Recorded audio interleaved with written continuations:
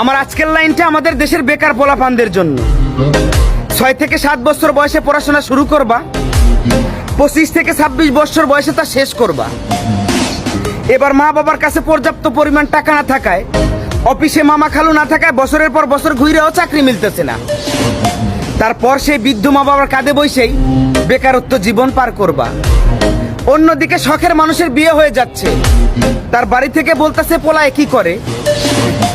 পোলায় এখন graduation complete করে বর্তমান মা বাবার কাঁধে বসে বেকারত্ব জীবন পার করতেছে।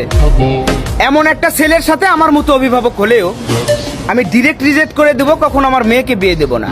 তারপর রাস্তায় রাস্তায় স্যাড সং শুনবা আর ডেন্ডি খায় বেড়াইবা। আমি বলি কি, পড়াশোনা অনেক হয়েছে, এবার বাদ দাও। আজকেই পাসপোর্ট অফিসে যাওয়ার একটা পাসপোর্ট বানাও। 10 বছরের মিশনে প্রবাস জীবনকে বেছে নাও। দেখবা 2 বছর যেতে কি না যেতেই তোমার বাড়িতে একটা বিল্ডিং হয়ে গেছে। 10 বছরের মিশন শেষ করতে ব্যাংকে মোটা অঙ্কের টাকাও হয়ে গেছে। তারপর বাড়িতে ফিরে এসো, দেখবা তোমার জন্য মেয়ে নয়, মেয়ের মাও রাজি হয়ে গেছে। কথাটা মাথায় রেখো।